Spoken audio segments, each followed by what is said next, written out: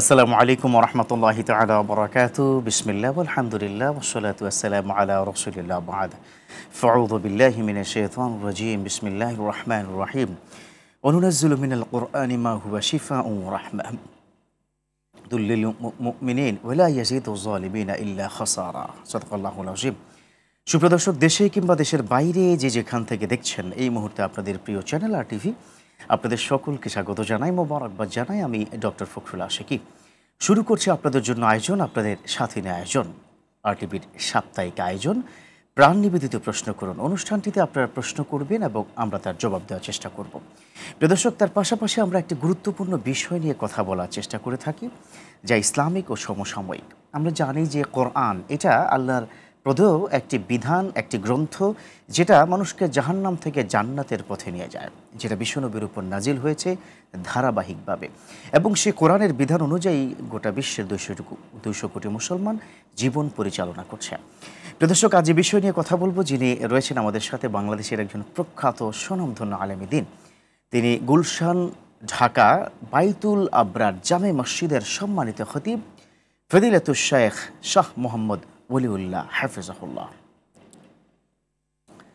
হ্যাঁ প্রিয় দর্শক, আজকে যে বিষয়ে আমরা কথা বলবো, এই বিষয় অথবা তার বাইরে যদি কোনো প্রশ্ন করতে চান, তাহলে স্ক্রিনে একটি নাম্বার দেওয়া রয়েছে, এই নাম্বারে আপনারা ফোন করুন, নিশ্চয়ই আমাদের পেয়ে যাবেন। আমরা চেষ্টা করব আপনার প্রশ্নটি তুলে দেওয়ার জন্য প্রিয় শায়েখের কাছে। চলুন আমরা আলোচনা শুরু করি। কেমন আছেন আপনি?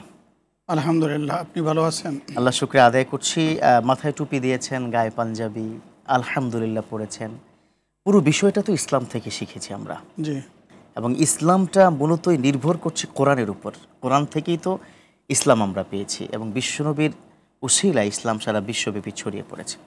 তবে সে কোরআনের কিন্তু ব্যাপক মর্যাদা রয়েছে। আপনি যদি কোরআনের মর্যাদা কোরআন দিয়ে প্রমাণ করতেন, শুরুতে যদি এই বিষয়ে কথা বলেন। আলহামদুলিল্লাহি কাফা ওয়া সালামুন আলা ইবাদিল্লাযিনা ইসতাফা, আম্মা বাদ। ফাকাদ ক্বালা আল্লাহু সুবহানাহু ওয়া তাআলা ফি কালামিহিল মাজিদ ওয়া ফুরকানিহিল হামিদ। আউযু বিল্লাহি মিনাশ শাইতানির রাজীম। বিসমিল্লাহির রহমানির রহিম। ইন্নাহু লাকুরআনুন কারীম। সাদাকাল্লাহুল আযীম। সাদাকাল্লাহুল আযীম।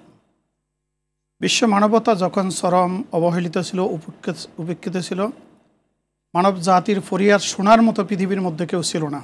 ব্যক্তিবাদ, বস্তুবাদ, ভোগবাদের মরফিকা পান করে গোটা পৃথিবী যখন হুঁশহারা বিভ্রান্ত, এই পৃথিবীর তৎকালীন 8টি সভ্যতা যখন মানুষকে মুক্তি দিতে পারেনি, ঠিক জাতির এই সংকটময় মুহূর্তে বিশ্ব মানবতার পরিপূর্ণ বিকাশ, উৎকর্ষ সাধন তথা সামগ্রিক কল্যাণের জন্য আল্লাহ রাব্বুল আলামিন কোরআনুল কারীম নাজিল করেছেন। মাশাআল্লাহ। এই কোরআনুল কারীম নাজিল হওয়ার পরে গোটা পৃথিবীর মধ্যে বিপ্লব সাধিত হয়েছে। এই বিপ্লবের মহানায়ক ছিলেন রাসূল আকরাম সাল্লাল্লাহু আলাইহি ওয়াসাল্লাম। এর মহা সংবিধান ছিলেন কোরআনুল কারীম। এই জন্য আল্লাহ বলছেন, এই কোরআনটা দুনিয়ার সাধারণ কোনো কিতাব, কোনো বই পুস্তক নয়, এটা একটা সম্মানিত কিতাব। এটা সম্মানিত হওয়ার প্রথম কারণ হলো, এটা আল্লাহ তাআলার কথা, আল্লাহর কালাম। যিনি যত মহান, তার কথার সম্মান মর্যাদা তত বেশি। 2 নম্বরে এই কোরআনটি লাউহে মাহফুজে সংরক্ষিত ছিল। 3 নম্বরে সাইয়্যিদুল মালাইকা জিবরাইল আলাইহিস সালাতু ওয়াস সালামের মাধ্যমে এই কোরআনটি পৃথিবীতে নাজিল করা হয়েছে। কোরআন নাজিল করার কারণে আল্লাহ তার খেতাব দিয়েছেন নাজালা বিহি রূহুল আমিন। এরপরে যদি চতুর্থ বলি, এই কোরআন রমাদানুল মুবারকে নাজিল হয়েছে। রমাদানের শান মর্যাদা সম্পর্কে আমরা জানি। পঞ্চম যদি বলি, এই কোরআন যেই রাত্রে নাজিল হয়েছে সেটা লাইলাতুল কদর। আল্লাহ যত রাত্রি সৃষ্টি করেছেন তার মধ্যে সর্বশ্রেষ্ঠ রাত্রি, যার সমকক্ষ সমমানের কোনো রাত্রি আল্লাহ সৃষ্টি করেনি। এক পাল্লায় 1000 রাত্রি, মানে 1000 মাস, আরেক পাল্লায় হচ্ছে ওই রাত, তার চাইতে বেশি, তার চাইতে বেশি, 86 বছর 3 মাস। এরপরে কোরআনুল কারীম যার উপরে নাজিল হয়েছেন, তিনি সর্বকালের সর্বযুগের সর্বশ্রেষ্ঠ মহামানব মুহাম্মদুর রাসূলুল্লাহ সাল্লাল্লাহু আলাইহি ওয়াসাল্লামের উপরে এই কোরআনুল কারীম কেন নাজিল করা হলো? আল্লাহ তাআলা বলেন যে, ইয়া আইয়ুহান নাস কাদ জাআতকুম মাওয়াযাতুম মির রাব্বিকুম ওয়া শিফাউল লিমা ফিস সুদূর ওয়া হুদা ওয়া রাহমাতুল লিল মুমিনিন। আল্লাহ তাআলা গোটা মানব জাতিকে লক্ষ্য করে বলতেছেন, ও মানব জাতি, তোমাদের রবের পক্ষ থেকে তোমাদের নিকট এসেছে একটি ওয়াজের কিতাব, নসিহতের কিতাব, সেটা হলো কোরআনুল কারীম। এই কোরআনের প্রথম কাজ হলো ওয়া শিফাউল লিমা ফিস সুদূর, তোমাদের সুদূর আত্মা, অন্তরকে পরিশুদ্ধ করে দিবে। পরিশুদ্ধ করার জন্য। এই পৃথিবীতে যত রোগ আছে, রোগ দুই ধরনের, এক ধরনের হলো দেহের রোগ, আরেকটা হলো রুহের রোগ। দেহের রোগের চিকিৎসা হাসপাতালগুলি ডাক্তার সাহেবরা করে, রুহের রোগের চিকিৎসা ডাক্তার সাহেবরা করতে পারে না, এটা কোরআনুল কারীমের মাধ্যমে করতে হয়। রুহের রোগ হলো মারামারি, কাটাকাটি, দলাদলি, পারাপারি, রক্তপাত, বিভ্রান্তি, বিশৃঙ্খলা, সুদ, ঘুষ, দুর্নীতি, অন্যায়, অনাচার, পানাচার, খুন খারাপের যত অপরাধ আছে। তো কোরআনুল কারীমের কাজ হলো যে মানুষের আত্মার মধ্যে যত বেয়াদি আছে এগুলিকে পরিশুদ্ধ করবে। আত্মা যখন বেয়াদি মুক্ত হবে তখন দেহটা বেয়াদি মুক্ত হবে, অপরাধ মুক্ত হবে। ব্যক্তি যখন অপরাধ মুক্ত হবে তখন এর প্রভাব পরিবারে পড়বে, পরিবার যখন অপরাধ মুক্ত হবে এটা সমাজে পড়বে, সমাজ যখন অপরাধ মুক্ত হবে তখন রাষ্ট্র একটি অপরাধ মুক্ত রাষ্ট্র পড়বে। ইতিমধ্যে কোরআন নিয়ে বেশ কিছু প্রশ্ন চলে এসেছে, যেহেতু আমাদের সোশ্যাল মিডিয়াতে প্রচুর প্রশ্ন আসে। আমাদের প্রিয় দর্শক বন্ধুদের বলতে চাই, যারা লাইভে সরাসরি প্রশ্ন করতে পারছেন না বা অনেক ফোন আসে, সেক্ষেত্রে আপনাকে সোশ্যাল মিডিয়াতে গিয়ে আমাদের RTVর ভেরিফাইড ফেসবুক পেজে চলে যাবেন, সেখানে ইনবক্স করুন আমাদের যে কোনো প্রশ্ন। আমরা তাহলে আপনার কাছে বেশ কিছু প্রশ্ন তুলে দিতে চাই। এর মধ্যে একজন বললেন যে বিশ্বনবীর কাছে কোরআন যে নাজিল হয়েছে, এনেছেন যে কথাটা আপনি বললেন, নাজিলাবি রুহুল আমিন, এখন তিনি তো বার্তা বাহক, তাহলে কোনো একজন ব্যক্তি কেন বিশ্বনবীকে সাংবাদিক বললেন, এই বিষয়ে ব্যাখ্যাটি জানতে চাই। এখানে একটি কথা মনে রাখতে হবেন, সাংবাদিক আর নবী এক জিনিস নয়। সাংবাদিকের আরবি হলো সহাফি। সহাফি, সহাফি অর্থ সাংবাদিক, যেটাকে আমরা ইংরেজিতে বলি এই জার্নালিস্ট। আর নবী অর্থ বার্তা বাহক, যেটা ইংরেজি হলো মেসেঞ্জার। সুতরাং সাংবাদিক আর মেসেঞ্জার দুটি এক জিনিস নয়, এই দুইটি সম্পূর্ণ ভিন্ন। নবী এমন সংবাদ নিয়ে আসেন, নবী আনেন না, বরং নবীর কাছে আল্লাহ তাআলা মানব জাতির কল্যাণের জন্য নির্ভুল বিশুদ্ধ জ্ঞান দেওয়া হয়, যার মধ্যে কোনো সংযোজন, বিয়োজন, পরিবর্তন করার ক্ষমতা নবী রাখেন না। এরকম বিশুদ্ধ ওহির জ্ঞান যিনি দেন তিনি হলেন নবী। আর সাংবাদিকেরা যে সংবাদ দেয় এটা সত্য হতে পারে, মিথ্যাও হতে পারে। এখানে সাংবাদিক তার মন মতো, পছন্দ মতো সংযোজন, বিয়োজন করার ক্ষমতা রাখেন, কিন্তু নবী সেই গাইবী সংবাদের খবর রাখেন না। এবং রাসূলুল্লাহ সাল্লাল্লাহু আলাইহি সাল্লামের উপরে যেই সংবাদ আসতেন সেটা আমরা জানি। রাসূল সাল্লাল্লাহু আলাইহি ওয়াসাল্লাম দুই কাঁধের মাঝখানে মোহর নবুয়ত ছিলেন। এই মোহর নবুয়তের উপরে ওহী নাজিল হতো, সেটা ব্রেন ডাটা কেবলের মাধ্যমে ব্রেনে পৌঁছে দেওয়া হতো, এরপরে আল্লাহ রাসূল এটা বয়ান করতেন। এর মধ্যে এক জাররা নবী ঢুকানোর এক কথায় নাবা এবং সাহফা এই দুইটা জিনিসের অর্থ আলাদা আলাদা। সেক্ষেত্রে যদি সে যে যত বড় বক্তা বা যত বড় ব্যক্তি হোক, অন্তত বিশ্বনবীর শানে কথা বলার ক্ষেত্রে সতর্কতা অবলম্বন করতে হবে। শুধু সতর্কই না, সর্বোচ্চ সতর্ক। কারণ হলো আমার নবী তো ঈমান, তাই না? ঈমানের কিন্তু জায়গাটা খুব বড় ধরনের দুর্ঘটনা ঘটবে। আরেকজন মানে প্রশ্ন করেছেন যে পবিত্র কোরআনের আয়াত সংখ্যাকে নিয়ে মাঝে মধ্যে একটু বিতর্ক, এটা পুরোটা কি খোলসা করে বলবেন? আসলে আয়াতের হলো কেউ যেমন আলিফ লাম মিমকে একটা আয়াত ধরেছেন, কেউ এটা ধরেননি। আয়াত সংখ্যা নিয়ে হয়তো এদিক সেদিক হতে পারে, কেউ বলছে ৬,৬৬৬টি আয়াত, কেউ বলছেন ৬,২৮৪টি আয়াত, এটা হতে পারে। কিন্তু গোটা কোরআনের মধ্যে একটি অক্ষরেরও সংযোজন, বিয়োজন, পরিবর্তন হওয়ার কোনো সম্ভাবনা নেই, সুযোগই নেই। আপনি চমৎকার একটা জায়গায় কিন্তু টাচ করেছেন, কেউ তিনটিকে একটি ধরেছেন, কেউ আবার আউযু বিল্লাহি মিনাশ শাইতানির রাজিম এটা ধরেননি, কেউ আবার বিসমিল্লাহির রহমানির রহিম এটাকে বাদ দিয়েছেন। এরকম করে তখন এটা একটু মতানক্য। কিন্তু এমনি একটি হরফ তো এদিক সেদিক হওয়ার কোনো সুযোগ নেই। একটি হরফ তো দূরের কথা, একটি নোক্তা। যেমন আপনি ধরেন ইজা জা আ নাসরুল্লাহি ওয়াল ফাত, নুনের উপরে নক্তা। এখন কোন ইমাম সাহেব যদি পরে ইজা জা বাসরুল্লাহি, নুনের নক্তাটা নিচে নামাইলে এটা বা হয়ে যাবে। তো কেউ যদি বাসরুল্লাহ পরে ওই ইমাম সাহেবের চাকরি থাকবে না, সে মসজিদে ইমামতি করতে পারবে না, শুধু একটা নক্তার পরিবর্তনের কারণে। এবং এটা মোটামুটি সব মুসল্লিরা ধরেও ফেলতে পারবে। মানে এটা কিন্তু কোরআনের কি মুজিজা। সুবহানাল্লাহ, এটা হলো কোরআন হলো মুজিজাতুল খালেদা, চিরস্থায়ী চিরন্তন মুজিজার নাম হলো কোরআন। এবং এই কোরআন যখন নাজিল হলো, যেই যুগে রাসূলুল্লাহ সাল্লাল্লাহু আলাইহি ওয়াসাল্লামের উপরে কোরআন নাজিল হলো সেটা ছিল সাহিত্যের যুগ। আরবের সাহিত্যিকরা অনেক উচ্চাঙ্গীন সাহিত্যিক ছিলেন, তারা কোরআনের সমমানের সূরা রচনা করার বহু চেষ্টা করেছেন। আল্লাহ বলেছেন কুল্লাইন ইস্তামাতিল ইনসু ওয়াল জিন্নু আলা আইয়াতু বিমিসলি হাযাল কোরআন লা ইয়াতুনা বিমিসলিহি ওয়ালাউ কানা বাদুহুম লিবাদিন যাহিরা। তোমরা যে বলো কোরআন মুহাম্মদ সাল্লাল্লাহু আলাইহি ওয়াসাল্লাম বানিয়েছে, তো ঠিক আছে, পৃথিবীর সমস্ত জিন এবং ইনসান একত্র হয়ে কোরআনের সমকক্ষ একটা কোরআন বানাও। আল্লাহ বলছে লা ইয়াতুনা বিমিসলিহি ওয়ালাউ কানা বাদুহুম লিবাদিন যহিরা, সমস্ত জিন এবং ইনসান একত্র হয়ে প্রকাশ্য একজন আরেকজনকে যদি সহযোগিতা করো তাহলে কোরআনের সমকক্ষ আরেকটা কোরআন বানাতে পারবে না। চমৎকার। আমাদের অনেক দর্শক অপেক্ষা করছে, তার মধ্যে অন্তত একজন দর্শকের আমরা ফোনটা নিয়ে নিচ্ছি। জি প্রিয় দর্শক, কে বলছেন, কোথা থেকে বলছেন? প্রিয় দর্শক, সম্ভবত আপনার সংযোগটি বিচ্ছিন্ন হয়ে গেছে। জি জি, ইনশাআল্লাহ তাহলে আপনি ট্রাই করুন, ইনশাআল্লাহ আমাদের পেয়ে যাবেন। কোরআন এমন একটি কোরআন যেটা শুধু মানব জাতির ধর্মীয় জ্ঞানের কথা বলেননি, আকাশ এবং জমিনের যত বিজ্ঞানের কথা, যত গ্রহের কথা, যত নক্ষত্রের কথা, কিয়ামত পর্যন্ত মানুষের যা দরকার হতে পারে সবকিছু কিয়ামতের পরে জান্নাত জাহান্নামে যা হবে তাও কোরআনে বর্ণিত আছে। জি ডেফিনেটলি আরো কোরআন নিয়ে আপনার কাছ থেকে তথ্যপদ্য শুনবো। সময় এসেছে ছোট্ট একটা বিরতির পর ইনশাআল্লাহ। প্রিয় দর্শক, দেখছেন আপনাদের প্রিয় চ্যানেল আর টিভির সাপ্তাহিক আয়োজন প্রাণ নিবেদিত প্রশ্ন করুন। নিচে ছোট্ট করে বিরতি, ফিরছি কিছুক্ষণের মধ্যেই।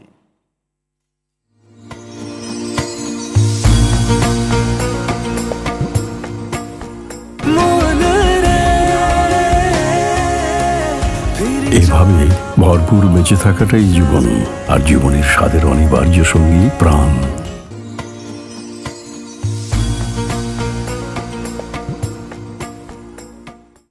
আলহামদুলিল্লাহ প্রিয় দর্শক, ফিরে এলাম বিরতির পর।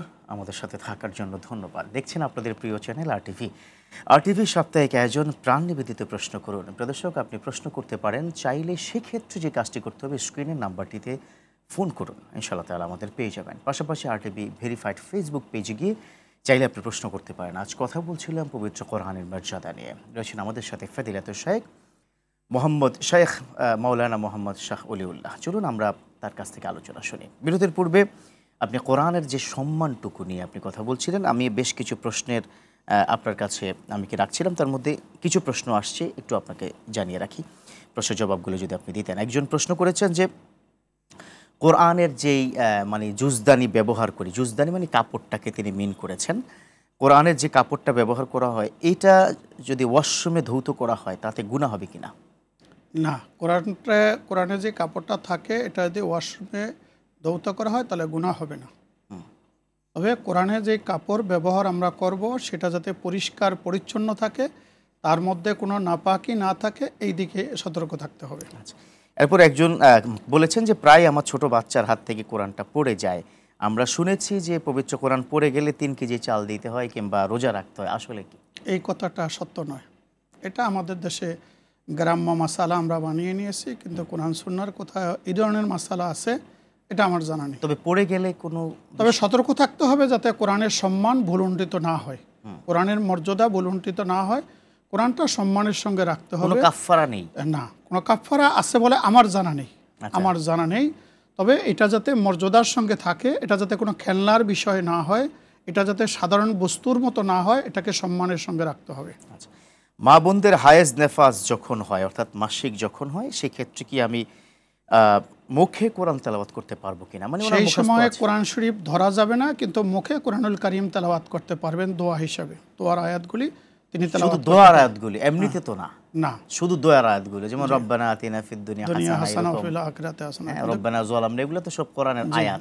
কিন্তু সূরা ইয়াসিন তিনি পড়তে পারবেন, যদি পড়তে পারবেন। অধিকাংশ আলেমরা তো বলছে যে শুধু দোয়ার আয়াতগুলো পড়াই ভালো। পড়ার জন্য এটা নিয়ে আবার ইখতিলাফ আছে। কেউ বলছে যে সে মুখস্থ কোরআন পড়তে পারবে কিন্তু ধরতে পারবে না। ধরতে পারবে না অপবিত্র অবস্থায়, এই মাসালার ক্ষেত্রে সমস্ত উলামায়ে কেরাম এক, কিন্তু সে পড়তে পারবে কোরআনুল কারীম মুখস্থ, তার যেটুকু আছে এইটুকু সে পড়তে পারবে। জি, একজন দর্শকের ফোন নিয়ে তারপর কথা ফিরছি। প্রিয় দর্শক, কে বলছেন, কোথা থেকে বলছেন, আপনার প্রশ্নটি করুন প্লিজ। দর্শক শুনতে পাচ্ছেন? আমি রাজশাহী থেকে বলতেছি। জি, আমার নাম জান্নাতুন ফাতেমা। জি বোন, বলুন প্রশ্নটি আপনার। আমার প্রশ্ন, আমার ফ্যামিলির সদস্য, যেমন আমার মেয়ে অনেকদিন থেকে অসুস্থ, আমার হাজবেন্ড অসুস্থ, আমি অসুস্থ, তো এখান থেকে মানে আমরা কিভাবে, মানে কি করলে আমরা ভালো হব বা আগের মতন কোনো আমল আছে কিনা বা এই জাতীয়, তাই তো? কোনো আমল আছে কিনা? হ্যাঁ, জি থাকুন বোন, আপনি আমাদের সাথে ইনশাআল্লাহ প্রশ্ন উত্তর পেয়ে যাবেন। ফ্যামিলি অসুস্থ, ঘরে আছে এখন সবার ঘরে, রোগ শোকে পড়ে, তখন আল্লাহ রাসূল সাল্লাল্লাহু আলাইহি সাল্লাম অনেকগুলি দোয়া শিখিয়েছেন। আল্লাহুম্মা ইয়া শাফিয়াল আমরাদ, আল্লাহুম্মা ইয়া কাফিয়াল মুহিম্মাদ, রব্বি আন্নি মাগলুবুন ফান্তাসির, রব্বি আন্নি মাসানিয়া দুর ওয়া আনতা আরহামুর রাহিমিন। আইয়ুব আলাইহিস সালাতু ওয়াস সালামকে আল্লাহ তাআলা যে দোয়া শিখিয়েছেন অসুস্থতার পরে, সেটা হলো রব্বি আন্নি মাসানিয়া দুর ওয়া আনতা আরহামুর রাহিমিন। এই দোয়া বেশি বেশি পড়া, যাতে আল্লাহ তাআলা তাকে শেফায়ে কামিলা নসিব করেন। তবে সেক্ষেত্রে ঘরে নামাজের একটা মানে রেওয়াজ চালু রাখতে হবে। এর মধ্যে দোয়া করা, তারপরে নামাজের ব্যবস্থা করা, সাদাকা করা, যখন রোগ বালা যখন সে সাদকা করবে আল্লাহ তাআলা দূর করে দিবে। এবং রাসূলুল্লাহ সাল্লাল্লাহু আলাইহি ওয়াসাল্লাম আরো দোয়া শিখিয়েছেন যে আল্লাহুম্মা ইন্নী আউযু বিকা মিন শাররি আল্লাহুম্মা ইন্নী আউযু বিকা মিন শাররি ওয়া শাররি আইনি। এরকম অনেকগুলো দোয়া তিনি শিক্ষা দিয়েছেন, রাসূলুল্লাহ সাল্লাল্লাহু আলাইহি ওয়াসাল্লাম মাধ্যমে উম্মতকে শিক্ষা দিয়েছেন, যাতে করে উম্মত এই ধরনের দোয়াগুলি পড়ে। আমি যে শুরুতে একখানা আয়াত পড়েছিলাম, মিনাল কোরআনে মা হুয়া শিফাউন ওয়া রাহমাতুল লিল মুমিনিন, এই আয়াতটাও কিন্তু শেফা হিসেবে অনেকে ব্যবহার করে। এরকম 60টি আয়াত আছে শেফার, যে এগুলি পড়ে যদি ফু দেয়, পানির মধ্যে ফু দেয়, সেই পানি পান করে, তাহলে আল্লাহ তাআলা তাকে শেফা। সূরাতুল ফাতিহা হুয়া সূরাতুশ শিফা, সূরা ফাতিহা পড়েও কিন্তু যে কোনো রোগের জন্য ফু দিয়ে পানি খাওয়া যায়। জি, চমৎকার। যে একজন প্রশ্ন করেছেন যে পবিত্র কোরআন বিক্রি করা, এটা মানে আমার কাছে ভীষণ খারাপ লাগে। তাহলে বিক্রি করার কোনো জায়েজ বা এটা না জায়েজ, এটা একটু স্পষ্ট ব্যাখ্যা দিন। বিক্রি করা দিয়ে কি বুঝিয়েছে এটা আগে বুঝতে হবে। আমরা যে বাজার থেকে কোরআনুল কারীম দোকান থেকে নেই, এটা বুঝিয়েছেন? এটাই তো সেটা তো এই বিক্রি করা মানে কোরআন বিক্রি করা নয়।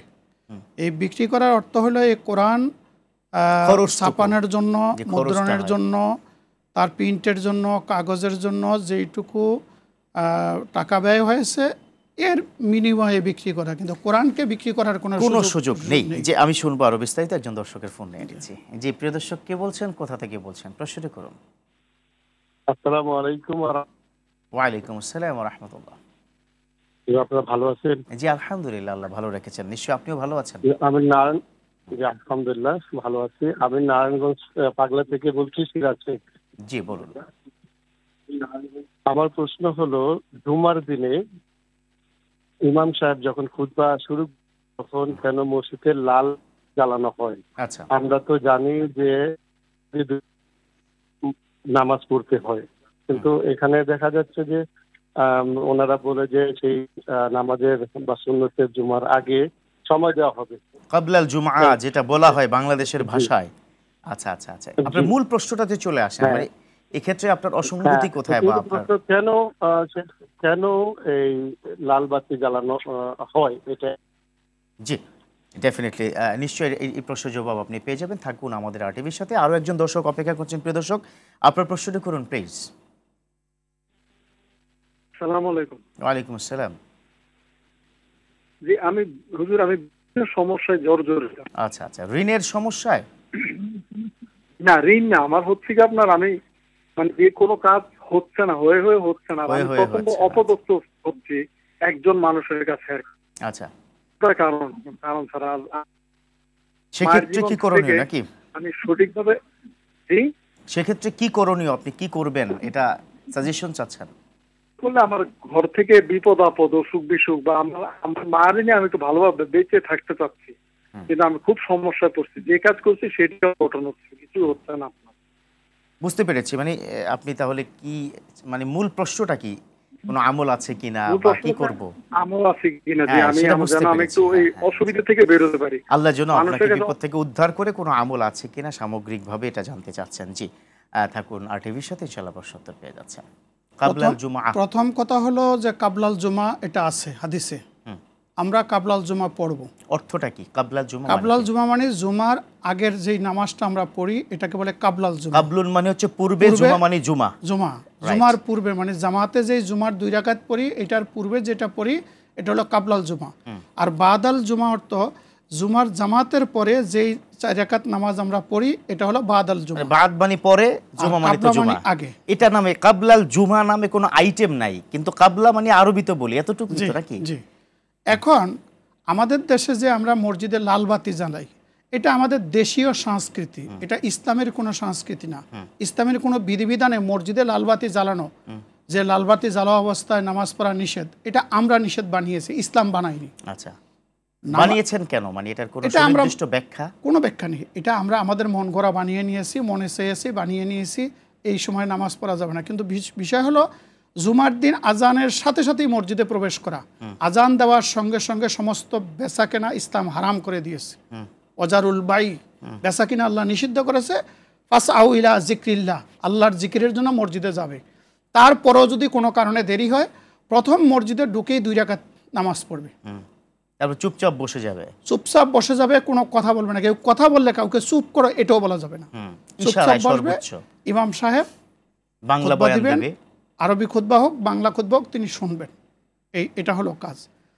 আর পরবর্তীতে আমাদের যে ভাই প্রশ্ন করলেন, রাসূলুল্লাহ সাল্লাল্লাহু আলাইহি সাল্লাম হযরত আব্দুল্লাহ ইবনে মাসউদ রাদিয়াল্লাহু তাআলা আনহু তিনি অভাব অনটনে ঋণে জর্জরিত হয়ে তিনি খুব বিমর্ষ অবস্থায় বসা ছিলেন মসজিদে নববীতে। তো আল্লাহ রাসূল তাকে জিজ্ঞাসা করলেন, আব্দুল্লাহ ইবনে মাসউদ তুমি এভাবে বসা কেন? বলল, ইয়া রাসূলুল্লাহ আমার এই সমস্যা। আল্লাহ রাসূল সাল্লাল্লাহু আলাইহি ওয়াসাল্লাম তাকে একটি দোয়া শিক্ষা দিয়েছেন, আল্লাহুম্মা ইন্নী আউযু বিকা মিনাল হাম্মি ওয়াল হাজান ওয়া আউযু বিকা মিনাল আজজি ওয়াল কাসাল ওয়া আউযু বিকা মিনাজ জুবনি ওয়াল বুখ ওয়া আউযু বিকা মিন গালাবাতিদ দাইনি ওয়া কাহারির রিজাল। মাশাআল্লাহ, অনেক লম্বা দোয়া। আমাদের দর্শকরা হয়তো বিরক্ত হতে পারে যে এত লম্বা কিভাবে শিখবো। আর টিভির ফেসবুকে চলে গেলেই হয়তো আরেকবার রিপিট করে দিতে হবে। এক নাম্বার 2 হলো মানুষ যখন বিপদ আপদে পড়ে তখন দ্বিতীয় পয়েন্ট একটু শুনতে চাই, কারণ এইটা সবার ঘরে আছে বিপদ আপদ। আপনি বলবেন একটা ছোট্ট বিরতির পর ইনশাআল্লাহ তাআলা। যে প্রিয় দর্শক দেখছেন আপনাদের প্রিয় চ্যানেল RTV, আর টিভির সাপ্তাহিক আয়োজন প্রাণ নিবেদিত প্রশ্ন করুন। নিচে আবারও বিরতি, ফিরছি কিছুক্ষণের মধ্যেই।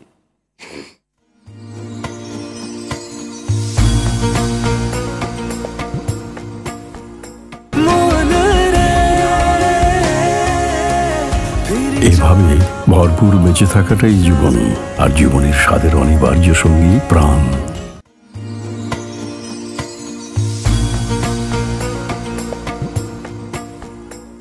আলহামদুলিল্লাহ প্রিয় দর্শক, ফিরে এলাম বিরতির পর। আমাদের সাথে থাকার জন্য ধন্যবাদ। দেখছেন আপনাদের প্রিয় চ্যানেল RTVর সাপ্তাহিক আয়োজন আপনাদের সাথে নিয়ে আয়োজন সরাসরি প্রশ্নোত্তরমূলক অনুষ্ঠান প্রাণ নিবেদিত প্রশ্ন করুন। প্রিয় দর্শক, অনুষ্ঠানটিতে প্রশ্ন করতে চাইলে স্ক্রিনের নাম্বারটিতে ফোন করুন, নিশ্চয়ই আমাদের পেয়ে যাবেন। আজ কথা বলছিলাম পবিত্র কোরআনের মর্যাদা, আল্লাহু আকবার।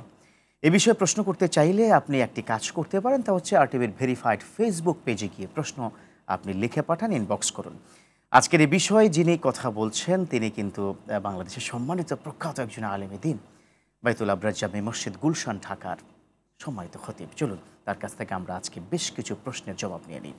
সোশ্যাল মিডিয়াতে অনেকগুলো প্রশ্ন কি জমা পড়ে গেছে, বলবো কি? আমরা বিপদ আপদের কথা বলছিলাম। আচ্ছা, হ্যাঁ, একটু বিপদ আপদ শেষ করে বিপদ আপদে যখন পড়বে তখন সে নামাজ পড়বে, এটা আল্লাহর কোরআনের নির্দেশ। দ্বিতীয় হলো সে ইস্তেগফার করবে। আল্লাহ রাসূল বলছেন যদি কেউ ইস্তেগফার করে তাহলে আল্লাহ তার গুনাহ মাফ করে দিবে, বিপদ আপদ দূর করে দিবে, তার মনের নেক বাসনা পূর্ণ করে দিবে। আচ্ছা, মাশাআল্লাহ। বেশি বেশি দুরূদ শরীফ পড়বে। দুরূদ শরীফ বিপদ থেকে মুক্ত করে। দুরূদ শরীফ পড়ে আল্লাহ রাব্বুল আলামিন তার উপরে রহমত নাজিল করবে, তার গুনাহ মাফ করে দিবে, তার মর্যাদাকে বাড়িয়ে দিবে, বিপদ আপদ দূর করে দিবে, কিয়ামতের ময়দানে রাসূলুল্লাহ সাল্লাল্লাহু আলাইহি ওয়াসাল্লামের শাফাত তার নসিব করে দিবে। সুবহানাল্লাহ। এই জন্য আমরা নেক আমল করব আর আল্লাহর কাছে দোয়া করতে থাকব, আল্লাহর প্রতি ভরসা রাখবো ইনশাআল্লাহ। আল্লাহ ফাহু হাসবু। এই জন্য আল্লাহর কাছে আমরা দোয়া করি, তাহলে আল্লাহ তাআলা এই বিপদ হয়তো আমার মর্যাদার জন্য, আমার পরীক্ষার জন্য তিনি দিয়েছেন। এই বিপদের মাধ্যমে তিনি আমার শান মান মর্যাদাকে বাড়িয়ে দেবেন। বলেন নাবলুওয়ান্নাকুম বিশাইইন মিনাল খাউফ। শেষে আবার কি বলেছে? অবশ্যির সাবিরিন, ধৈর্যশীলদেরকে জন্য কিন্তু মহা সুসংবাদ। এরপর বলছে উলাইকা আলাইহিম সালাওয়াতুম মির রাব্বিহিম ওয়া রাহমা ওয়া উলাইকা হুমুল মুহতাদুন। আল্লাহ তাদের উপর রহমত নাজিল করবেন। এটা আল্লাহর অতএব ধৈর্যশীল হতে হবে, তাই তো?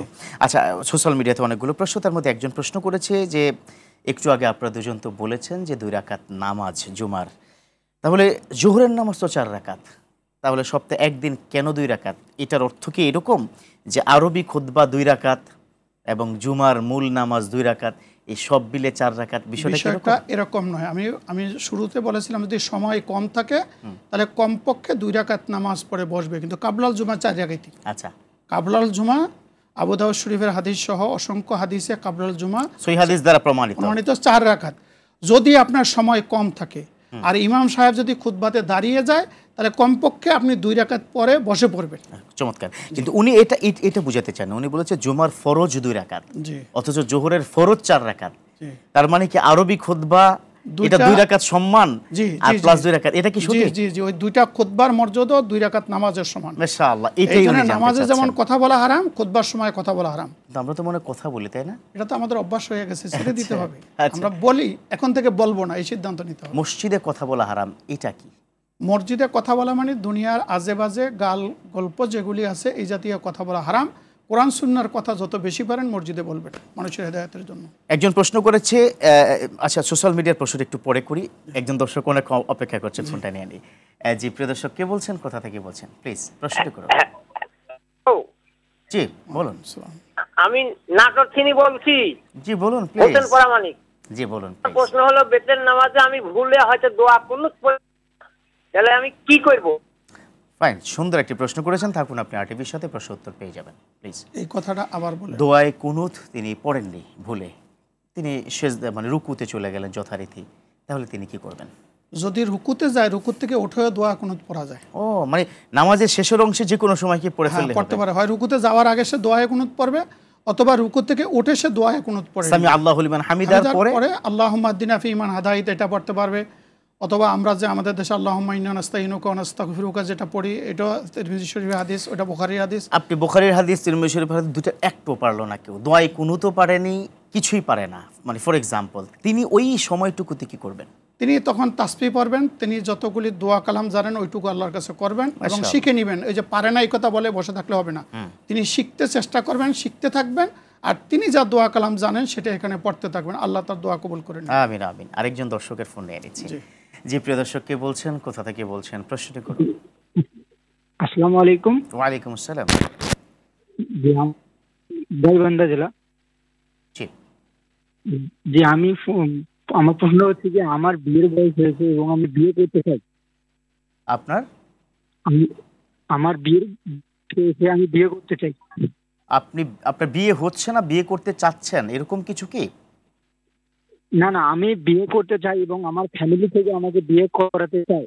আচ্ছা আচ্ছা, আপনার বিয়ের বয়স হয়ে গেছে, বিয়ে করতে চান, ফ্যামিলি বিয়ে করতে দিচ্ছে না, সেক্ষেত্রে কি করণীয়, তাই তো? মানে যৌতুক ছাড়া?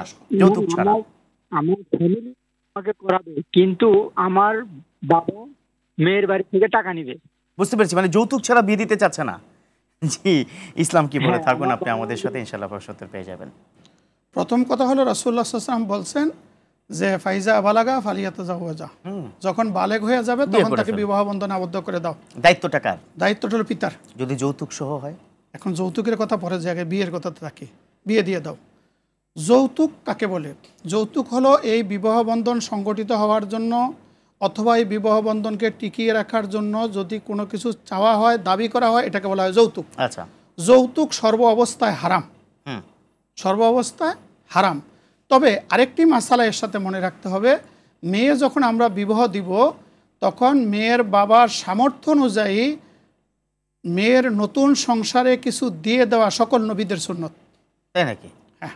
এটা দিয়ে যদি আপনি কি নতুন ফতোয়া যদি বাংলাদেশে চালু হয়ে যায়, আপনি ওদিকে যে যান, হুজুর আমি শেষ আরটিভিতে করে আমি বলে দলিল দিচ্ছি, দিয়েছে। দলিল দিচ্ছি। আচ্ছা দেন প্লিজ। হ্যাঁ, হযরতে মূসা আলাইহিস সালাতু ওয়াস সালামের কাছে শুআয়ব আলাইহিস সালাম মেয়ে বিয়ে দেওয়ার পরে তিনি মহারণার জন্য 10 বছর বিনা বেতনে চাকরি করলেন। আসার সময় তিনি 30টি বকরি দিয়ে দিয়েছেন তার সামর্থ্য অনুযায়ী, আর আদম আলাইহিস সালামের সেই জান্নাতি লাঠি মূসা আলাইহিস সালামকে দিয়ে দিয়েছেন। মুহাম্মদ সাল্লাল্লাহু আলাইহি সাল্লাম ফাতিমা রাদিয়াল্লাহু তাআলাকে বিয়ে দেওয়ার পরে তার নতুন সংসারে জাতা টাতা বিভিন্ন হান্ডি পাতিল কিনে গরিব দিয়েছেন। ছিলেন শেষ করি, সাইয়েদনা আলী। শেষ করি। জি, গরিব ছিলেন, গরিবকে যেমন সামর্থ্য অনুযায়ী দিয়ে দেওয়া সুন্নাত, সে নেওয়া হারাম, এই কথাটা মনে রাখতে হবে। জি, সে নেওয়াটা হারাম, সামর্থ্য অনুযায়ী স্বেচ্ছায় কিছু দিয়ে দেওয়াটা হলো সুন্নত, এই কথাটা আমি বলেছি। আচ্ছা জি, আরেকটু বিস্তারিত আপনি নতুন বলবেন। একজন ফতোয়া দর্শক যাতে চালু না হয়। মন খারাপ করবে, অনেকক্ষণ অপেক্ষা করছে। জি প্রিয় দর্শক, প্লিজ আপনার প্রশ্নটি করুন। আসসালামু আলাইকুম। ওয়ালাইকুম আসসালাম। জি আপনার প্রশ্নটি। আমি মামুন বলছি নওগাঁ থেকে। জি, আমার তো দুইটা আমি করব মূলত, যে সহিহ সুন্নাহ ছোট দরুদ, যেটা আমরা সবসময় পালন করতে পারবো, সহিহ সুন্নাহ ছোট দরুদ, একদম ছোট। আর ছোট দুরুদটা কি, তাই তো? আচ্ছা আচ্ছা আচ্ছা আচ্ছা ফাইন। সবচেয়ে ছোট দুরুদ কি? আল্লাহুম্মা সাল্লি আলা মুহাম্মাদিন ওয়া আলা আলিহি ওয়া আসহাবিহি আজমাইন। কেউ যদি পড়ে সাল্লাল্লাহু আলাইহি ওয়াসাল্লাম তাহলে হবে। মাশাআল্লাহ। যেহেতু দুরুদের জন্য শর্ত হলো সল্লু আলাইহি ওয়া সাল্লিমু তাসলিমা, সালাম এবং সল্লু থাকতে হবে। তো সাল্লাল্লাহু আলাইহি ওয়াসাল্লাম এটার মধ্যে দুইটা শর্ত আছে। আমি আপনাকে প্রশ্ন করব, একদম ছোট্ট করে উত্তর দিবেন। আপনার মেয়ে থাকবে আমার ঘরে, বাইকে আপনার মেয়েই চড়বে, আপনার মেয়ে থাকবে আমার ঘরে, ফ্রিজের খাবার খাবে, এই ধরনের কথা তাল বাহানা দিয়ে কি নেওয়া যাবে? এটা হারাম, আগেই বলছি, এটা তো কৌশলে আপনি চেয়ে নিলেন। অনেক ধন্যবাদ জানাচ্ছি চমৎকার করে। বলছি স্বেচ্ছায় কিছু দেওয়া সেটা ভিন্ন বিষয়। জি, অনেক ধন্যবাদ জানাচ্ছি, আজকে খুব চমৎকার করে প্রশ্নের জবাব দিয়েছেন, বারাকাল্লাহু ফিক। প্রিয় দর্শক, এতক্ষণ পর্যন্ত যারা আমাদের সাথে ছিলেন, পবিত্র কোরআনের মর্যাদা দিন, কোরআন অনুযায়ী নিজের ঘর পরিচালনা করুন, নিশ্চয়ই রাষ্ট্রীয় পরিচালনা হতেই হবে ইনশাআল্লাহ। আপনারা সবাই ভালো থাকবেন এই প্রত্যাশায়। আল্লাহ হাফেজ।